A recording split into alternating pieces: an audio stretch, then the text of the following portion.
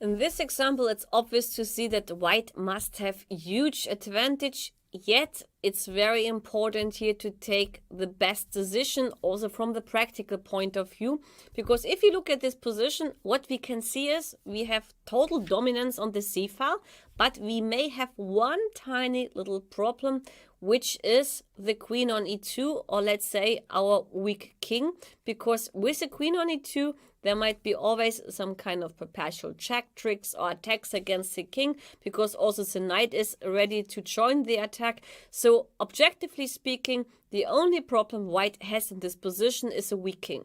What rules do we know about the weak king?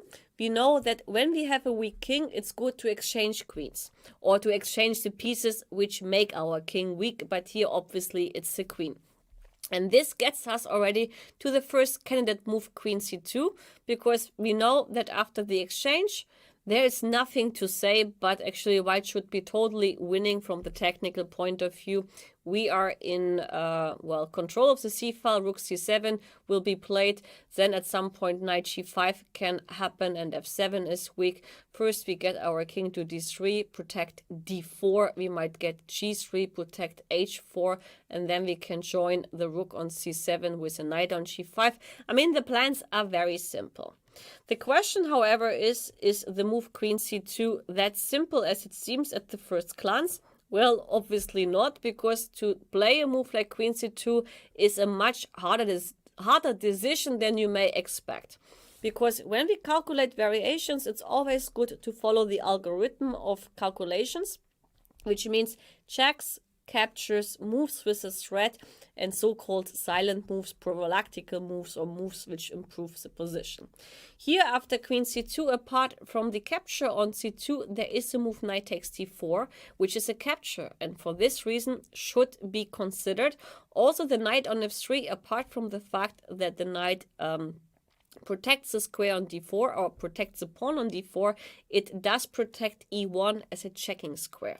So that means after knight takes d4, if the knight captures on d4, which would be a huge blunder, the problem is that now the protection also of e5 is gone, and after the check on e1 and the capture on e5, the knight on d4 will be gone, and we can agree that this is not what white wanted at all. So knight takes d4 is obviously not the best solution. And once we see the move knight takes d4, we may think, okay, we at least reached our goal. We exchanged the queens, but we lost a pawn for that. But now let's see what we got. First of all, now the queens are off the board. So my king objectively on f1 is not in danger anymore. Besides, we can play g3 any moment, so we don't have to be afraid of back rank issues as the knight is on f4. Second, still we have a dominating rook because the c file is ours. Rook c7 is still a very strong threat in combination with knight g5. So for the pawn we are down, we got a lot of compensation, and still we are dominating from the positional point of view. So after knight f4 in the game, rook c7 was played. Now if rook b8, then knight g5, and the best move possibly is like to play rook f8 back. But in any case, like here, the pawn on f7 is gone. We get back our material and we have an overwhelming position. That's why rook b8 doesn't make sense. So b5 was played in the game. And now, once again, a very important moment. Shall we take on a7, yes or no? And the answer is like, we don't need to allow our opponent to get counterplay, because currently rook c8 might be an issue with our weak king because we have a back rank issue. And for this reason, there is no point to, well, overspeed or to speed up with capturing pawns back. And that's why here white played a very logical move. He pushed g3 to get the square on e2 for the king. Black went knight d3 because, okay, if knight g6, the knight is doing nothing there, so the knight is even more away. So Black tried to at least keep his knight somehow active. Knight d3, king e2 with a tempo, knight b2, and now he decided to take on a7 because the king is already out and can not be so much, teased by the rook in terms of some second or third rank checks.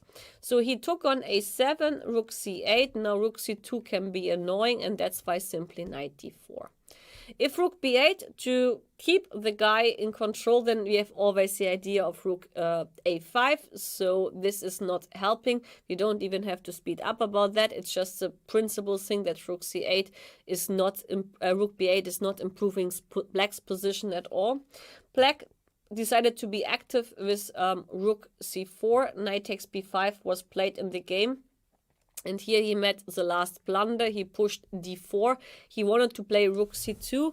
And now if we ask ourselves the question, which of black's pieces is the only piece which can annoy us, it's clear the rook on c7, on the rook on c4. And that gets us to the easy decision of getting the rooks off the board, remaining with an extra pawn and a winning position, because d4 pawn is never an issue. We can block it. And that's actually how later on white won the game easily. Let's go back to queen c2. We understood that queen c2 would give us a satisfactory result, but I'm sure that some of you saw that instead of going for a boring ending, we can also do something against black's king, because black's king is also not in the best situation on the back rank. So rook c8 is obviously a very attractive candidate move. Now after rook c8, okay, we should calculate rook takes c8, because the king can easily try to flee to g6. So this is the most obvious variation. Queen takes c8, king h7, knight g5 check, king g6. And now we have to decide whether we play something like queen g8, queen f8, g3. I mean, queen g8 is a problem that we can simply take on h4, and then g5 is hanging, and this is not enough for white.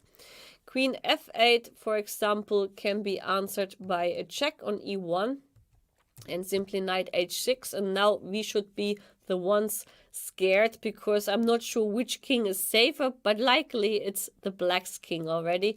That's why queen f8 is also not great. And if you do something about our king like g3, here already it's sufficient to sacrifice the knight and then to give a perpetual check somewhere around here.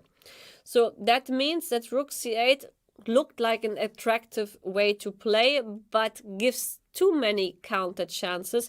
And this is logical, because, okay, we have a totally overwhelming position, and objectively speaking, the only problem we have is a king. Maybe our opponent also has the same problem, but if you don't see a forced sequence, and here it's not like that we have a forced winning sequence, then we should think twice which decision to take. Then it's much better to take a practical decision where you know that you have advantage. And here Nimzowitsch found this with queen c2. One more candidate move I want you to see is rook c7, because, okay, it's also logical to attack b7. But here the easiest way for black to get counterplay is queen d1 check. If queen e1, then we can take on d4. And the difference is if you play like rook takes b7, we have rook c8. So compared to all the other lines with the queens exchange, my knight is on e1 and not able to go to g5. So this makes a huge difference. Besides, the knight on d4 and the rook coming on the c file is also not something you want to have in your game. So that means that queen e1 is not great. But if you play king h2 after b5, for example, now getting the rook to take on a7, otherwise the rook c7 idea was not really effective. Here simply queen e2, and the problem is, since the rook left the c-file, we don't have any possibilities to protect f2 by queen c2. And also this way of playing would give black enough counterplay.